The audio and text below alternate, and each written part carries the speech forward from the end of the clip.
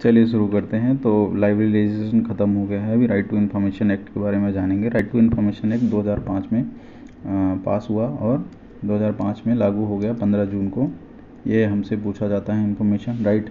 उसके बाद जो इन्फॉर्मेशन की परिभाषा उसमें रखी गई थी, उसका मतलब ये था कि material in any form including records, documents, memo, email, opinion, advice, कोई भी जो मूर्त रूप में हो, जो हमारे प्रत्यक्ष रूप में हो, चाहे इलेक्ट्रॉनिक डॉक्यूमेंट हो या फिर चाहे प्रिंट डॉक्यूमेंट हो, वो एक तरीके से इन्फॉर्मेशन माने जाएगी।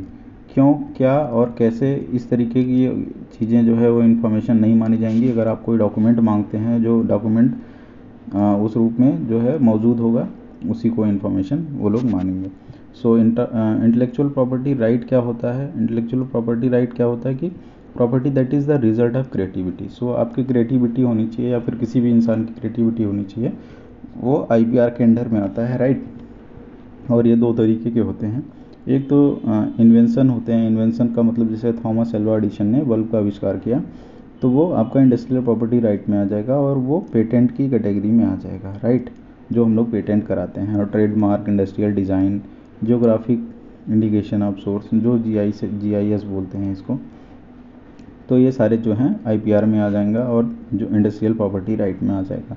दूसरा क्या है? कॉपीराइट है। इंक्लूड्स लिटरेरी वर्क जो होता है, आर्टिस्टिक वर्क, जैसे नॉवल हो गया, पोएम हो गया, प्ले हो गया, फिल्म, म्यूजिकल वर्क हो गया, ड्राइंग, पेंटिंग, फोटोग्राफ, आर्किटेक्चर, ये सब जो है आपका आ जाता है कॉपीराइट में। सो कभी कभी क्वेश्चन पूछता है, क्वेश्चन तो इसमें से ये पूछता है कि कब लागू हुआ, तो ये डेट भी आपको याद रखना है कि कब लागू हुआ, ठीक है।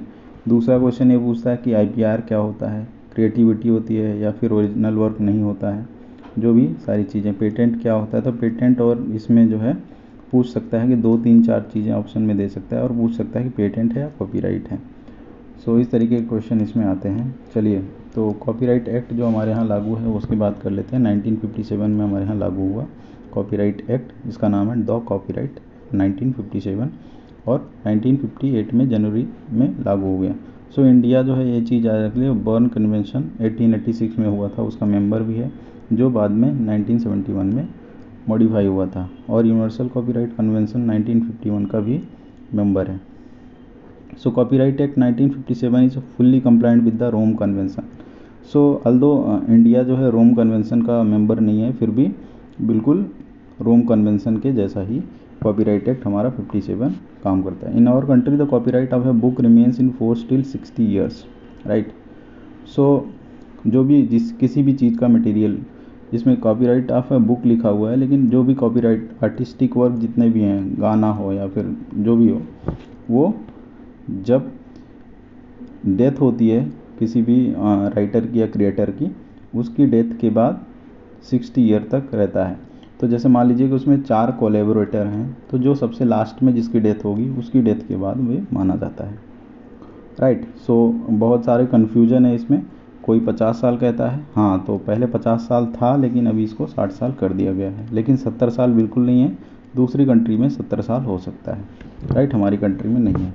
So according to this act copyright subsist in the following classes of work: original, literary, dramatic, musical, artistic work, cinematograph, film and sound recording. So ये सारी चीज़ें इसमें इंक्लूड होती हैं। अब पेटेंट की बात कर लेते हैं। पेटेंट क्या है? पेटेंट एक्ट 1970 में आया। इसके पहले जो है ब्रिटिशर्स ने जो लागू किया था वही चल रहा था। So the first patent act British India was titled Indian patents and designs act. जो ब्रिटिश इंडिया वाला था वो Indian patents and design act के नाम से जाना जाता था, 1911। सो पेटेंट का कोई भी पेटेंट होता है, जो उसकी एज होती है वो 20 ईयर्स तक होती है, वो चाहे डेथ हो चाहे डेथ नहीं हो क्रिएटर की, 20 ईयर तक ही पेटेंट होता है। तो आपने देखा होगा कि जो दवाइयाँ होती हैं, कुछ दवाइयों का नाम जेनेरिक होता है। तो जेनेरिक दवाइयाँ क्या होती हैं कि जो 20 साल तक उनका पेटेंट होता है, उसके बाद फिर वो जेनेरिक हो जाती हैं, उसको कोई भी बना सकता है, उनका अधिकार ख़त्म हो जाता है राइट।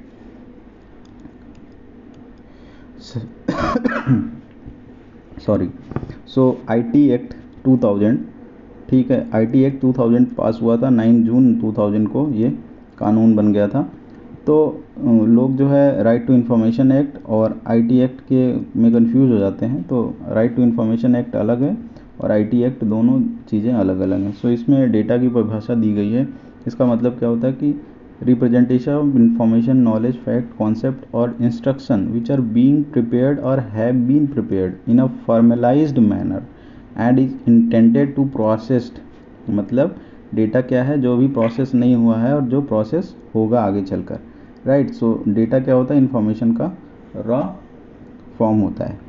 और इन्फॉर्मेशन क्या होता है, includes data, text, images, sound, voice, codes, computer program, software and database. So what ever it is, क्या होता है, प्रोसेस्ड फॉर्म होता है डेटा का।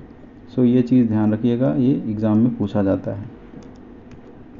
तो चलिए रिसोर्स शेयरिंग पे आ जाते हैं। रिसोर्स शेयरिंग क्या होता है कि रिसोर्स में क्या क्या आता है। हम लाइब्रेरी के कंटेक्स्ट में बात कर रहे हैं, तो लाइब्रेरी में जो है जो स्टाफ होते हैं, इंफ्रास्ट्रक्चर होता है, डॉक्यूमेंट, सर्विसेज जो भी होती हैं, सारे रिसोर्स के अंडर में आते हैं, ठीक है। तो अगर हम उनको साझा करते हैं दूसरी लाइब्रेरीज के साथ, उसी को हम लोग कहते हैं रिसोर्स शेयरिंग। तो रिसोर्स शेयरिंग में सारी चीज़ें आती हैं। कभी कभी क्वेश्चन पूछता है कि रिसोर्स शेयरिंग में कौन सी चीज़ नहीं आती है, ठीक है।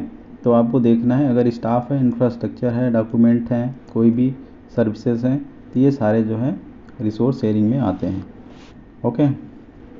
सो लाइब्रेरी नेटवर्क इसी के कॉन्सेप्ट से बना हुआ है। नेटवर्क का मतलब होता है कि एक साथ एक ही चीज़ों का साथ में आना, राइट। सो लाइब्रेरीज अगर एक साथ कई लाइब्रेरीज आ जाती हैं, जिसका मतलब उसको लाइब्रेरी नेटवर्क कह सकते हैं। So group of individuals or organisation. तो यहाँ पर इंडिविजुअल का मतलब हम लाइब्रेरी की बात कर रहे हैं, are the interconnected to form a system to accomplish some specified goal.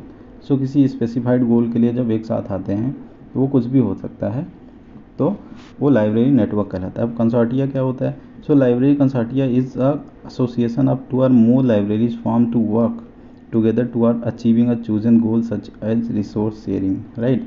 सो हुआ क्या, लाइब्रेरी कंसोर्टिया की जो परिभाषा है वो बाद में, मतलब इसका जो कॉन्सेप्ट है वो बाद में आया। ऐसा इसलिए आया क्योंकि धीरे धीरे जो मटेरियल्स थे लाइब्रेरी में जो परचेज़ किए जाते थे वो धीरे धीरे महंगे हो गए। सो इसकी वजह से और इलेक्ट्रॉनिक जो मटेरियल्स हैं वो भी आने शुरू हो गए, तो इसलिए कई लाइब्रेरीज एक साथ आई और कुछ लोगों ने कुछ परचेज़ किया, कुछ लोगों ने कुछ परचेज़ किया और एक साथ उसको यूज़ करने लगे, इसलिए उसका यूज सस्ता हो गया, राइट। सो चलिए नेटवर्क्स की बात कर लेते हैं, कौन कौन से नेटवर्क्स हमारे इंडिया में काम कर रहे हैं। सो मेनली जो इन्फिल्मनेट है बहुत ही इंपॉर्टेंट है, इसके बारे में हम लोग भी जानेंगे। डेलनेट है, डेवलपिंग लाइब्रेरी नेटवर्क जिसको कहते हैं, जिसको डेली लाइब्रेरी नेटवर्क के नाम से भी जाना जाता है। CALIBNET, Calcutta library network. ADINET, Ahmedabad library network. MYLIBNET and MALIBNET दो हैं, ठीक है। मैसूर लाइब्रेरी नेटवर्क और मद्रास लाइब्रेरी नेटवर्क, तो दोनों में आप थोड़ा सा ध्यान रखेंगे। बॉनेट और Bombay library network, right. So INFLIBNET की बात कर लेते हैं। इसका पूरा नाम है information library network, setup by UGC in 1991 में सेटअप हुआ था, गुजरात यूनिवर्सिटी के कैंपस में सेटअप हुआ। वैसे एस्ट्रोलॉजी जो फिजिक्स एस्ट्रोलॉजिकल डिपार्टमेंट है उसके लिए बनाया गया था, लेकिन यूजीसी के अंडर में बाद में कर लिया गया, राइट। तो इसकी जो सर्विसेज हैं, डॉक्यूमेंट डिलीवरी सर्विस यूजीसी इन्फोनेट है वो प्रोवाइड करता है, राइट। सो लाइब्रेरी ऑटोमेशन सॉफ्टवेयर, इन्होंने सोल एक सॉफ्टवेयर बनाया हुआ है, सॉफ्टवेयर फॉर यूनिवर्सिटी लाइब्रेरी, जो लाइब्रेरी ऑटोमेशन के फील्ड में काम कर रहा है। शोध गंगा और शोध गंगोत्री में लोग बहुत कंफ्यूज होते हैं, तो ये ध्यान रखिए। A digital depository of thesis and dissertation. Thesis का मतलब ये होता है कि जब कोई भी कोर्स कंप्लीट करने के बाद जो डॉक्यूमेंट जमा किया जाता है वो थीसिस होता है, राइट। डिसर्टेशन वही होते हैं। और शोध गंगोत्री का होता है database of research in progress, मतलब वो अभी कंप्लीट नहीं हुआ है, वो अभी काम उस पर चल रहा है, राइट। सो ये दोनों में बहुत डिफरेंस है। रिसर्च इन प्रोग्रेस पब्लिश होती है ताकि पब्लिकेशंस का डुप्लीकेशन ना हो, मतलब जो प्रोजेक्ट आप कर रहे हो वही सेम प्रोजेक्ट दूसरा ना करे, इसीलिए रिसर्च इन प्रोग्रेस पब्लिश होता है। सो इन्फोपोर्ट क्या है, इन्फोपोर्ट एक तरीके से आप समझ लीजिए कि सर्च इंजन है, राइट। सो सर्च इंजन इन्होंने बनाया हुआ है, तो इसमें आप सब्जेक्ट डालेंगे तो जितने भी ओपन सोर्स मटेरियल्स उससे रिलेटेड होंगे वो ऑटोमेटिक आपको शो करने लग जाएंगे, वो कहीं से भी सर्च करते हैं। सो विद्वान पोर्टल है इन्होंने। सो नॉन बिब्लियोग्राफिक डेटाबेस होता है रिसर्च प्रोजेक्ट के लिए। एनलिस्ट जॉइंट वेंचर है मिनिस्ट्री ऑफ एजुकेशन, इन्फ्लिमनेट और इंडस्ट AICT का, और इसमें यही रिसोर्स प्रोवाइड करते हैं लोग स्टूडेंट रिसर्चर को, फैकल्टी को और जो भी कॉलेज लेवल के हैं, राइट।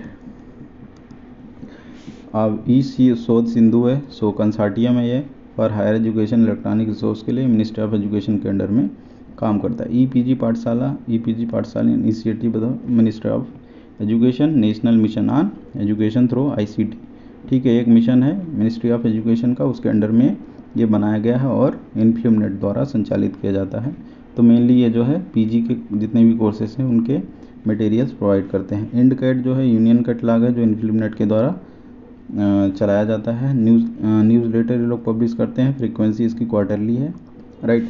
सो कैलिबर और प्लानर इनके दो जो है कन्वेंशन होते हैं। कैलिबर जो है बाई एनुअल कन्वेंशन होता है और पूरे कंट्री में कहीं भी ऑर्गेनाइज किया जा सकता है। प्लानर जो होता है वो एक साल में एक बार नॉर्थ ईस्ट रीजन के लिए होता है। नॉर्थ ईस्ट रीजन के जो भी इंटेलेक्चुअल पर्सन है वो इसमें भाग ले सकते हैं। सो डेलनेट का पूरा नाम डेवलपिंग लाइब्रेरी नेटवर्क है, स्पॉन्सर्ड बाय एनएसी। सो पहले निसात के द्वारा बनाया गया था, national information system for science and technology, right. लेकिन बाद में एनआईसी के अंडर में आ गया। 1988 में बनाया गया था। इसका नाम पहले डेली लाइब्रेरी नेटवर्क था, लेकिन 1992 में डेवलपिंग लाइब्रेरी नेटवर्क हो गया, राइट। सो बहुत ज़्यादा इसके बारे में नहीं पढ़ना है, बस आप ईयर देख लेना, ईयर ध्यान रखना है। इसके बारे में ईयर ही पूछा जाता है और इसके बारे में इसका फुल फॉर्म पूछ सकते हैं, यही सारी चीज़ें पूछते हैं। और इसका एक कन्वेंशन भी है, national convention on library information network. So ये एनुअल होता है, राइट। और डेलनेट इसको स्पॉन्सर करता है। सो डेलनेट न्यूज़ लेटर भी पब्लिश करता है, मुझे जहाँ तक पता है कि इसकी फ्रिक्वेंसी एनुअल है, राइट। सो कैलिबनेट कलकत्ता लाइब्रेरी नेटवर्क 1993 में इस्टेब्लिश हुआ, मेट्रोपॉलिटन नेटवर्क है। ये भी निशात की हेल्प से बनाया गया था। इसके कुछ सर्विसेज हैं। संयुक्ता एक सॉफ्टवेयर बनाया है इन्होंने, जो भी सेंट्रलाइज डेटाबेस है कैलिबनेट का उसमें इंफॉर्मेशन रिट्रीव करने के लिए संयुक्ता यूज़ करते हैं ये लोग सॉफ्टवेयर। पारापर a support interchange bibliographic data between different bibliographic standards. So इसमें क्या है, जैसे यूएस मार्क है, कैन मार्क है, तो उस डेटा को जो है ये लोग आपस में इंटरचेंज कर सकते हैं इसकी सहायता से। कन्फाइल सर्विस इन्होंने करंट कंटेंट सर्विस जो है इससे प्रोवाइड करते हैं कि जो भी करंट पब्लिकेशन आते हैं उसके बारे में जानकारी प्रोवाइड करते हैं। कैली बॉर्डर डॉक्यूमेंट डिलीवरी सर्विस होता है, ठीक है। तो कैली बॉर्डर से ये लोग डॉक्यूमेंट डिलीवरी सर्विस प्रोवाइड करते हैं। कॉन अलर्ट होता है, एसडीआई, ये लोग एसडीआई के लिए कॉन अलर्ट यूज़ करते हैं, राइट। सो आदि नेट पे आते हैं। 1994 में इस्टेब्लिश हुआ है with the help of Nishat और इसका स्टेशन हेडक्वार्टर इन्फ्यूमनेट में है। माइलिबनेट मैसूर लाइब्रेरी नेटवर्क 1995 में इस्टेब्लिश हुआ, निशात के द्वारा जो है ये भी उसका सपोर्ट से बनाया गया। और CFTRI में इसका हेडक्वार्टर है। माइलिबनेट मद्रास लाइब्रेरी नेटवर्क 1993 में with the support of INSDOC Indian national scientific documentation centre, इसके हेल्प से ये बनाया गया। और बोनेट बॉम्बे लाइब्रेरी नेटवर्क 1994 में with the help of NISSAT, right. So ये रही आपके लाइब्रेरी नेटवर्क ऑफ इंडिया की बात। बाद में हम चलेंगे इंटरनेशनल लाइब्रेरी नेटवर्क जितने भी हैं उनके बारे में बात करेंगे। Thank you so much.